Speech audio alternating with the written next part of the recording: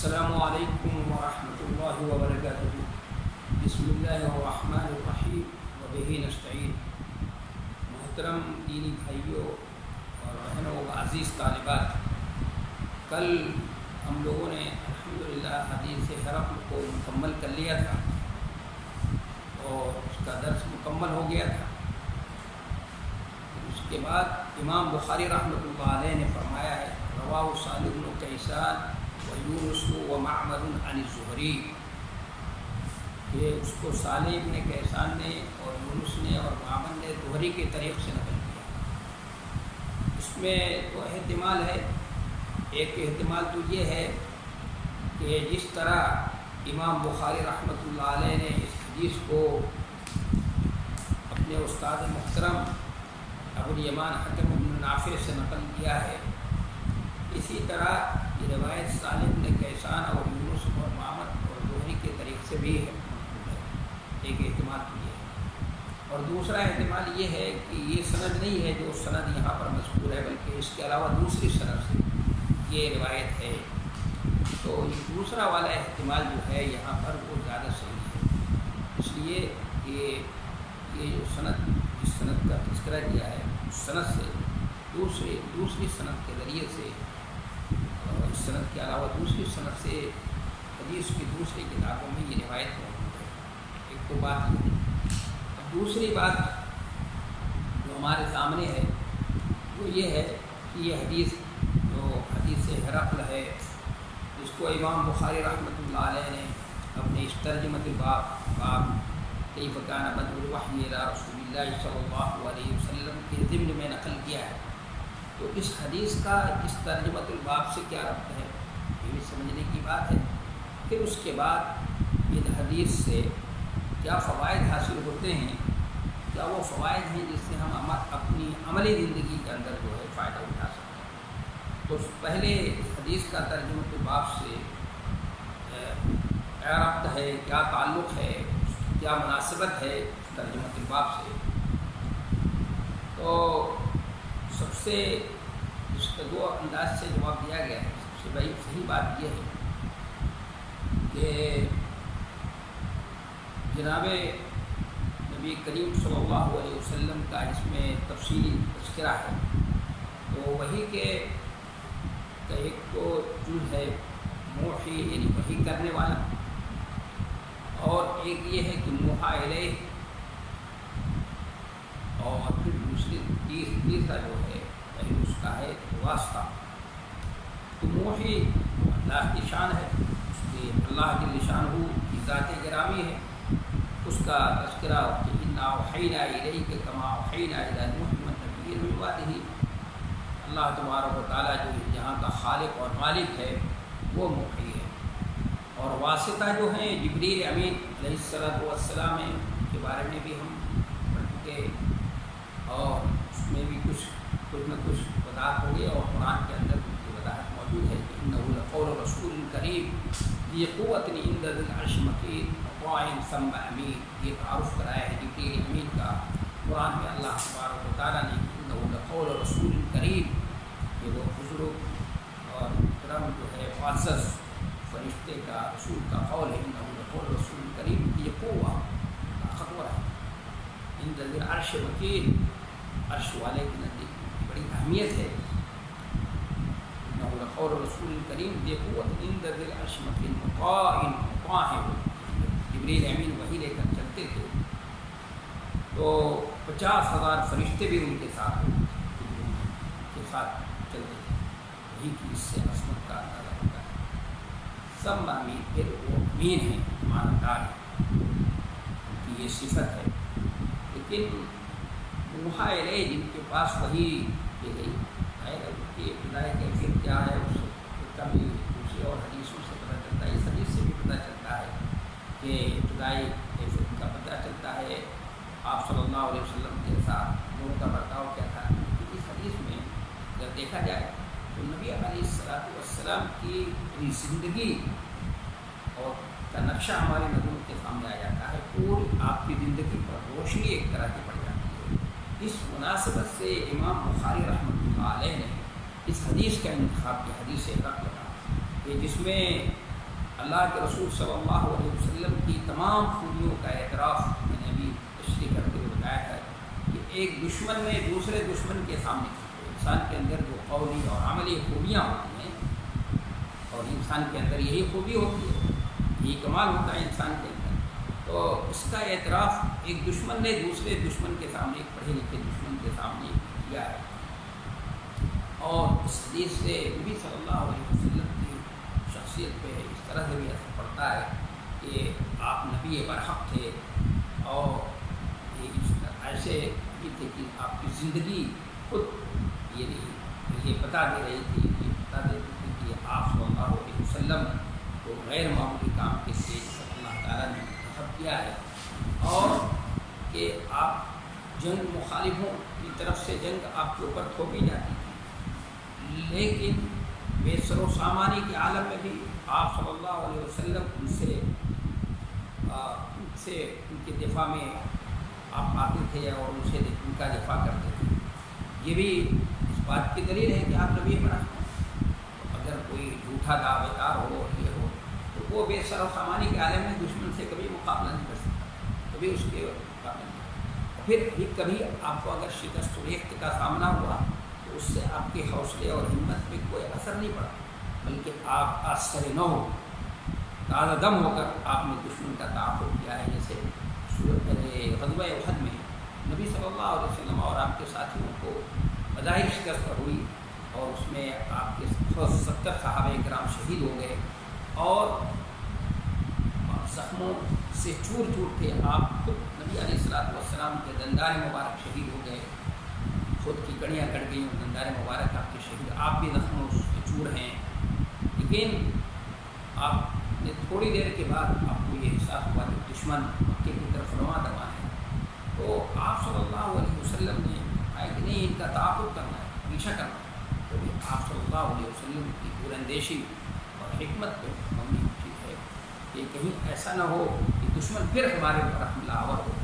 اور یہی ہوا، دشمن کو بعد میں راستے میں خیال آیا کہ مجھے تو بہت بڑی غلطی کر دی، یہ ہم کو فتح حاصل ہو گئی تھی، آج ان کا کام تمام کر دینا چاہیے، تو پھر وہ لوٹے۔ لیکن جب دیکھا انہوں نے کہ نبی علیہ السلام اپنے ساتھیوں کے ساتھ پھر تعاقب کر رہے ہیں، اور ان کو ایک بتانے والے نے بتا بھی دیا تھا کہ وہ آ رہے ہیں، تمہارا تعاقب کرو، تو پھر ان کا حوصلہ پست ہوا، اور وہ پھر مکے کی طرف روانہ ہوا۔ تو کبھی بھی آپ صلی اللہ علیہ وسلم کے عزم میں، حوصلے میں، ہمت میں کبھی بھی اس طرح کی کوئی اس طرح کی ہمت کبھی پست نہیں ہوئی۔ آپ صلی اللہ، یہ سب چیزیں اس بات پہ دلالت کرتی تھیں کہ آپ صلی اللہ علیہ وسلم کو اللہ تبارک و تعالیٰ نے اس غیر معمولی کام کے لیے اور یہ آخر زمان کے لیے آپ کا انتخاب کیا ہے صلی اللہ علیہ وسلم۔ اور پھر پوری زندگی پر آپ کی تعلیمات پہ آپ کس طرح انداز سے لوگوں کو دعوت دیا کرتے تھے، یہ ساری چیزوں پہ اس حدیث سے روشنی پڑ جاتی ہے، آپ کی شخصیت پہ روشنی پڑ جاتی ہے۔ تو موحى الیہ کی پوری تصویر ہماری نظروں کے سامنے ہے۔ تو اس پہلو سے امام بخاری رحمۃ اللہ علیہ نے اس حدیث کا انتخاب کیا اور اس ترجمۃ الباب کے ضمن میں اس کو نقل کیا ہے۔ تو اس سے مناسبت جو ہے وہ واضح ہے، تاکہ وہی کے تمام پہلو واضح ہو جائیں۔ موحى الیہ شخصیت تو معلوم ہے، اس کائنات کا خالق اور مالک ہے، واسطہ جبریل امین ہے، اس کے بارے میں بھی معلوم ہے ان کے بارے میں، لیکن موحى الیہ جن کے پاس وہی آ رہی ہے، ان کی شخصیت بھی، ان کی کتاب، ان کی زندگی بھی لوگوں کے سامنے آ جائے، تاکہ لوگ ان کی بیدار زندگی سامنے آ جائے، اس پہ بھی روشنی پڑ جائے۔ اس سے اس طرح اس مناسبت کے تحت امام بخاری رحمۃ اللہ علیہ نے اس حدیث کو اس ترجمۃ الباب میں ذکر کیا۔ اور ایک دوسرے پہلو سے بھی مناسبت ظاہر کی جا سکتی ہے، وہ یہ یہاں پر 3 آیتیں ہیں، ملائیں تو مناسبت واضح ہوگی۔ پہلی آیت امام بخاری رحمۃ اللہ علیہ نے اس ترجمۃ الباب کے ذکر میں کہ اِنَّا أَوْحَيْنَا إِلَيْكَ كَمَا أَوْحَيْنَا إِلَى نُوحٍ وَالنَّبِيِّينَ مِن بَعْدِهِ، یہ باب کے شروع میں انہوں نے نقل کیا ہے۔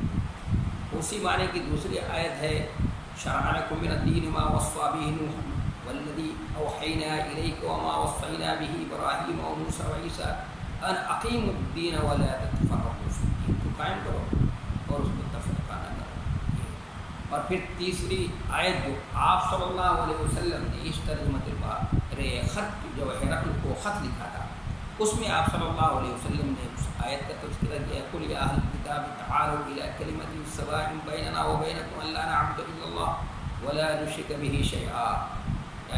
خط میں مذکور ہے نبی صلی اللہ علیہ وسلم نے اپنے ہرقل کو جو لکھا، تو اس طرح سے استدلال کیا جا سکتا ہے، علماء ظاہر کی جا سکتی ہے کہ پہلی دونوں آیتوں سے معلوم ہوا کہ اللہ تعالیٰ نے آپ سے پہلے تمام رسولوں کو اور تمام انبیاء کرام کو آپ کو جو وحی کی، وہ کیا وحی تھی؟ انا اقیم الدین، کہ دین کو قائم کرو، دین کو غالب کرو، والذی ارسل رسولہ بالہدی والحق لیظہرہ علی الدین کلہ۔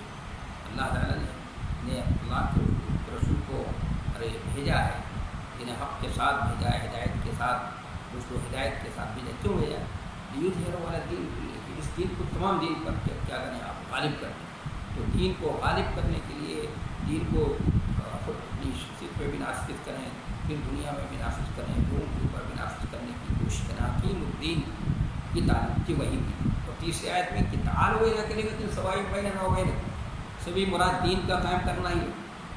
تو ان تینوں آیتوں سے اس بات کی طرف اشارہ ہوا کہ انبیاء کرام علیہم السلام کو شروع میں جو وحی کی جاتی تھی، جتنے بھی انبیاء کرام آئے سب کو اس کی وحی کی جاتی تھی، انا اقیم الدین، اس لیے کہ ان کو مبعوث کرنے کا مقصد کیا ہوتا تھا؟ دین کو قائم کرنا ہوتا۔ لہٰذا نبی صلی اللہ علیہ وسلم کو بھی ابتدائی وحی میں اسی کی وحی کی گئی کہ انا اقیم الدین کا ہی حکم دیا گیا تھا۔ اس طرح سے اس حدیث کا ترجمہ الباب سے جو ہے، اس ترجمہ الباب سے مناسبت ثابت ہو جائے گی، اور اس سے وحی کی عظمت اور اس کی جلالت شان اور اس کی اہمیت کا جو ہے اندازہ لگایا جا سکتا ہے۔ ان دو پہلوؤں سے اس حدیث کا ترجمہ الباب سے جو ہے گہرا ربط ہے، اور اس مناسبت سے امام بخاری رحمۃ اللہ علیہ نے اس ترجمہ الباب کے ضمن میں نقل کیا ہے اس کو۔ اب آخری بات جو رہ جاتی ہے وہ یہ ہے کہ اس حدیث کو ہم نے پڑھا، یہ تفصیلی حدیث ہے، لمبی حدیث ہے، اس حدیث سے وہ کیا فوائد حاصل ہوتے ہیں جس سے ہم اپنی عملی زندگی کے اندر فائدہ اٹھا سکتے ہیں۔ تو اس حدیث سے بہت سے معانی اور بہت سے فوائد ہم کو حاصل ہوتے ہیں جس سے ہم اپنی عملی زندگی کے اندر جو ہے فائدہ اٹھا سکتے ہیں۔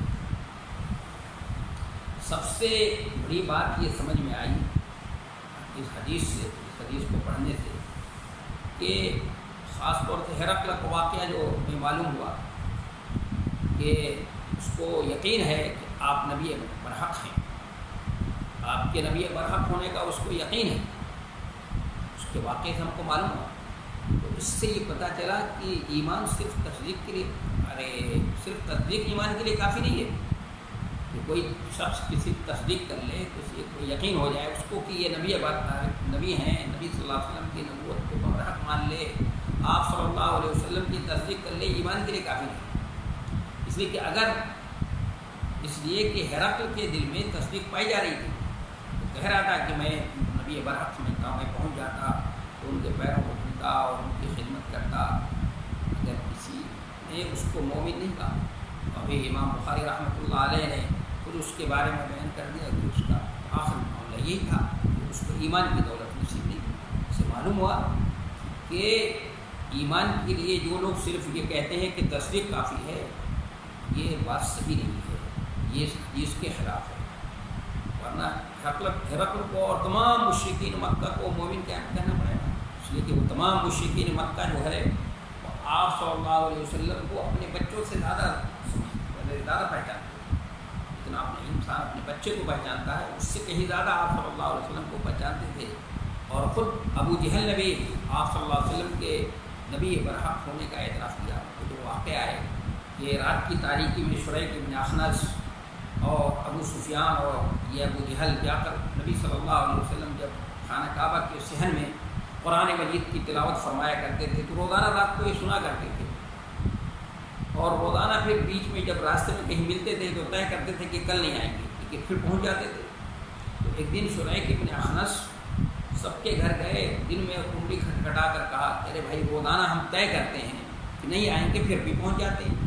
تو اگر قوم کو معلوم ہو گیا کہ یہ ہم کو تو روکتے ہیں، منع کرتے ہیں اور پہنچ جاتے ہیں، یہ تو بہت بری بات ہوگی۔ تو ابو جہل دل کے اندر بات ہوتی ہے وہ نکل آئی کہ بھائی بات تو صحیح ہے، اس میں اتنی کشش ہے، اتنی وہ ہے، جذبیت ہے کہ نہ چاہتے ہوئے بھی ہم لوگ پہنچ جاتے ہیں۔ لیکن بھائی وہ کنہ کا فرض ریحان کیف اصبح نبی، کہ ہم ایک ہی ساتھ کھیلتے تھے، ایک ہی ساتھ پڑھے بڑے، کیسے وہ نبی ہو گئے؟ بھائی ہم اب سے بڑے کیسے ہو گئے؟ یعنی یہ سمجھ رہا ہے کہ نبی ہیں، لیکن کیوں ان کو نبی برحق تسلیم کرنا نہیں چاہتا؟ اس لیے کہ نبی برحق تسلیم کر لے گا، نبی مان لے گا تو ان کو بڑا تسلیم کرنا پڑے گا، اور بنو ہاشم کو کی سیادت اور قیادت کو تسلیم کرنا پڑے گا، جبکہ بنو امیہ، ابو جہل بنو امیہ سے ہے، بنو امیہ والے جو ہے اپنے کو قائد اور اپنے کو رہنما جو ہے وہ لیڈر سمجھتے تھے۔ وہ چیز تصدیق ہے اس کے پاس، پہچانتا ہے، ایمان کے لیے تصدیق کافی ہے۔ ایک بات تو یہ سمجھ میں آئی اس حدیث سے۔ دوسری بات یہ سمجھ میں آئی کہ کوئی اہل کتاب ہے اور نبی علیہ السلام پر وہ ایمان لے آتا ہے تو اس کو ڈبل اجر ملے گا۔ اس لیے نبی صلی اللہ علیہ وسلم نے جو ہرقل کو خط لکھا تھا اس میں کہ اللہ اجر کا مرتين، اللہ تبارک و تعالیٰ تم کو ڈبل اجر دے گا۔ ایک تو اہل کتاب ہو، پھر دوسری یہ کہ مجھ پر ایمان لے آؤ، اور اس کا ایک دوسرا مطلب یہ تھا، میں نے جو اس کا مطلب بتایا تھا۔ تو اس سے یہ بات بھی سمجھ میں آئی اس حدیث سے۔ اور تیسری بات یہ سمجھ میں آئی کہ خبر واحد سے یقین کا فائدہ اور اس پر عمل جو ہے ضروری ہے، اس لیے کہ آپ صلی اللہ علیہ وسلم نے ایک ہی آدمی کو خط دے کر بھیجا تھا۔ یہی قلبی کے ذریعے سے آپ صلی اللہ علیہ وسلم نے خط دے کر بھیجا، اور یہ ہے اس سے یہ بات سمجھ میں آتی ہے۔ اور پھر اس کے علاوہ بھی بہت سی حدیثیں ہیں، جیسے دمام ابن ثعلبہ کا واقعہ ہے، اور اس کے علاوہ بہت سی حدیثیں جس سے یہ پتہ چلتا ہے کہ خبر واحد سے یقین کا فائدہ ہوتا ہے اور اس پر عمل جو ہے وہ ضروری ہوتا ہے۔ اور اس سے بھی یہ بات سمجھ میں آتی ہے۔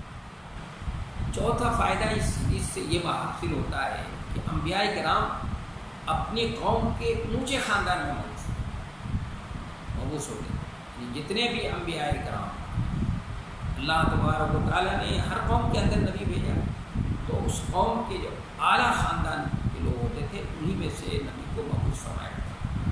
اور اس کے پیچھے حکمت کیا ہوتی تھی؟ تو دوران تشریح میں نے بتایا، اس کے پیچھے حکمت یہ ہوتی تھی کیونکہ انبیاء کرام کے اولین مخاطب جو ہے وہ اس قوم کے سربراہگر کو ہوتے ہیں، اس قوم کے سردار ہوتے ہیں۔ اس لیے اللہ تبارک و تعالیٰ انبیاء کرام کو اس قوم کے اعلیٰ خاندان سے مبعوث فرماتا ہے۔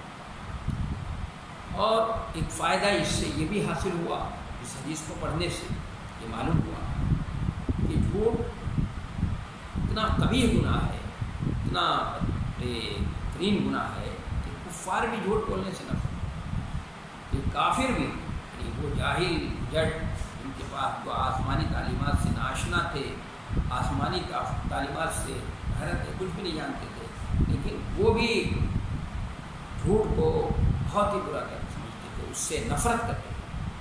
اسی لیے اسلام نے جھوٹ کو بدترین گناہ کہا ہے، اور جھوٹ کوئی بولتا ہے تو اس کی بدبو ہوتی ہے، اس کے بدبو سے وہ فرشتہ جو ہے وہ اٹھ جاتا ہے، دور ہو جاتا ہے۔ اور جھوٹ کو اللہ کے رسول صلی اللہ علیہ وسلم نے منافقوں کی علامت قرار دیا ہے، جو 3 علامتیں منافق کی بنائے بتائی گئی ہیں، اور صحیح معنوں میں ساری حدیثوں کو سامنے رکھ کر کے وہ 3 ہی ہے۔ اور 3 کیوں رکھی گئی ہے اس کے اندر پیچھے بھی اندر بڑی حکمت ہے۔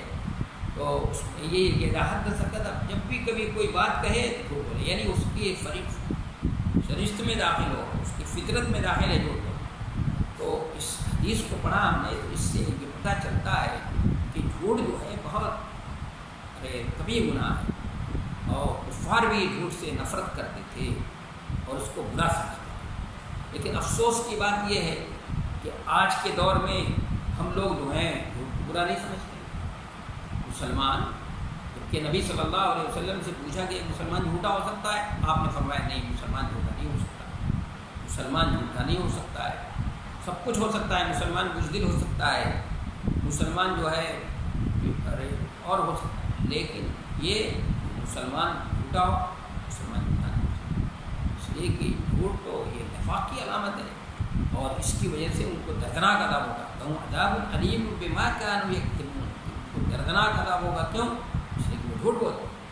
جھوٹ تو بہت ہی سنگین ہے، لیکن آج کل افسوس کی بات یہ ہے کہ مسلمان جھوٹ بولنے کو برا نہیں سمجھتا ہے، گناہ نہیں سمجھتا ہے، بلکہ آج کے دور میں تو بہت سے لوگ اس کو چالاکی سے تعبیر کرتے ہیں. بہت سے لوگ تو یہ کہتے ہیں جھوٹ بولنا جو ہے یہ چالاکی ہے. اس دور کا جو ہے تو امتیاز ہے کہ جو سب سے بڑا جھوٹا ہو، جو سب سے بڑا عیار ہو، جو سب سے بڑا دھوکے باز ہو، لوگوں کو دھوکہ دیتا ہو، لوگوں کو جو ہے تو کے ساتھ غلط بیانی سے کام لیتا ہو، تو کہتے ہیں بہت چالاک ہے اور اس زمانے میں رہنے کے قابل ہے. ہاں، یہ زمانے میں رہنے کے قابل ہے، یہ زمانے کا ساتھ دے سکتا ہے، یہ صحیح معنوں میں کسی کو دھوکہ نہیں کھائے. اور اگر کوئی سیدھا سادہ مسلمان ہو اور کوئی جھوٹ نہ بولتا ہو، کسی سے وعدہ خلافی نہ کرتا ہو، کسی سے آیت کی عاشقی نہیں کرتا ہو، تو کہتے ہیں کہ نہیں تو سیدھا سادہ مسلمان یہ زمانے کے قابل. ایک اور بات سمجھ میں آئی اس حدیث کو پڑھنے سے، یہ بات بھی سمجھ میں آئی کہ یہود رومیوں کے نزدیک، اللہ کے نزدیک تو یہود مبغوض ہیں، یہود رومیوں کے نزدیک بھی نہایت مبغوض اور حقیر تھے. رومی بھی ان کو بہت ہی مقبول اور حقیر سمجھتے تھے. اس لیے انہوں نے ہرقل کو مشورہ دیا کہ یہودیوں کو قتل کرنے کا حکم دے دیا جائے. یہی ہیں، انہیں کے یہاں سنت پائی جاتی ہے اور ان کو جو ہے یہ ختم ہی کر دینا چاہیے. یہ بہت ہی مقبول اور حقیر کی تھی. اس سے یہ بات سمجھ میں. اور پھر اس حدیث کو ہم نے پڑھا تو اس سے یہ بات بھی سمجھ میں آئی کہ غیر مسلم سے سلام کی ابتدا نہیں کریں گے. کوئی غیر مسلم ہے ہمارے سامنے آتا ہے، ہم سے ملاقات اس کی ہوتی ہے، تو ہم اس کو سلام کی ابتدا نہیں کریں گے. آپ نے ہرقل کو لکھا سلام علی من اتبع الہدی، سلامتی اس کے اوپر جو ہدایت کی پیروی کرے. آپ صلی اللہ علیہ وسلم نے اس کو السلام علیکم نہیں لکھا. ہاں، اگر کوئی غیر مسلم ہے ہم کو سلام کرتا ہے، ہمارے معاشرے میں رہتا ہے، مسلمانوں کے ساتھ رہتا ہے، مسلمانوں کے تہذیب و تمدن سے آشنا ہے اور وہ اس طرح سلام کرتا ہے، بہت سے غیر مسلم کرتے ہیں، تو ہم ان کو یہ کہیں کہ علیکم. اور اگر اس طرح کوئی بات نہیں ہے تو ان کو آداب کر سکتے ہیں. لیکن یہ جو نمستے اور اس طرح کی باتیں جو لوگ کرتے رہتے ہیں، اور یہ نمستے وغیرہ کرنا، یہ ان کا جو طریقہ ہے یہ بالکل صحیح نہیں ہے. ہاں، آداب کی حد تک تو صحیح ہے، آداب کر سکتے ہیں. لیکن اور اگر وہ سلام کرتے ہیں، آپ کو السلام علیکم کہتے ہیں، تو آپ علیکم، ہم مسلمان کی حیثیت سے ان کو علیکم کہ تمہیں سلام کی جواب دیں. اور ایک بات یہ بھی سمجھ میں آئی کہ خط کے شروع میں پہلے اپنا نام لکھنا چاہیے. یعنی جو خط بھیج رہا ہے پہلے وہ اپنا خط نام لکھے گا، پھر اس کا نام لکھا جائے گا جو اس کے پاس خط.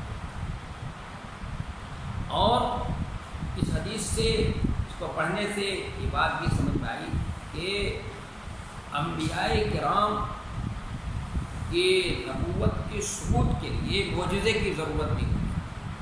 ان کی زندگی جو ہے وہ خود بولتی ہوتی ہے، ان کی زندگی کا ہر پہلو جو ہے اس طرح اجاگر ہوتا ہے اور یہ واضح ہوتا ہے، بتاتا ہے کہ ان کو کسی غیر معمولی کام کے لیے جو ہے منتخب کیا گیا ہے. اس لیے آپ دیکھیے ہرقل نے نبی علیہ السلام کی تحقیق کرنے کے دوران کوئی سوال اس طرح کا نہیں کیا اس نے کہ آپ صلی اللہ علیہ وسلم نے کیا معجزہ دکھایا، آپ صلی اللہ علیہ وسلم کے ہاتھوں سے کیسے کیسے معجزے رونما ہوئے. اس کا کوئی مطالبہ نہیں کیا اس نے. کیوں؟ اس لیے کہ وہ جانتا ہے اور اس نے جو کچھ بھی سوال کیا ہے آپ کی تحقیق کے لیے تو آپ کی زندگی سے متعلق سوال کیا کہ کبھی جھوٹ بولنے کا الزام تو دینے کی نوبت تو آئی، کبھی جھوٹ کی تہمت کی بھی الزام دینے کی بھی نوبت آئی ہے. اور یہ پوچھا کہ کبھی عاشقی کرتے ہیں اور یا وہ کس خاندان کے ہیں، ان کی زندگی کیا ہے، ان کی تعلیمات کیا ہیں، اسی طرح کے سوالات کیے اس میں. اور تمہارا ان کے ساتھ کبھی مقابلہ ہوا ہے، جنگ ہوئی ہے تو اس میں رزلٹ کیا، اسی انداز کے سوالات کیے. کوئی اس طرح کا سوال نہیں کیا ہے، اس طرح کا کوئی سوال نہیں کیا اس نے. تو اس سے یہ پتہ چلتا ہے کہ نبوت کے ثبوت کے لیے معجزے کی ضرورت نہیں، بلکہ معجزے کو ضرورت ہوتی ہے نبوت.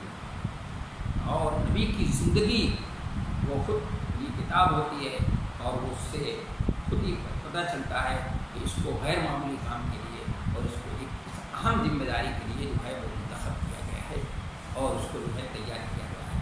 کیونکہ انبیاء کرام کی جو تربیت خود اللہ تبارک و تعالیٰ کرتا ہے. جتنے بھی انبیاء کرام آئے خود اللہ تبارک و تعالیٰ نے بنفس نفیس انبیاء کرام کی تربیت کی. وہ اللہ تعالیٰ ان کی کسی اور سے تربیت نہیں کراتا بلکہ بذات خود ان کی تربیت کرتا ہے.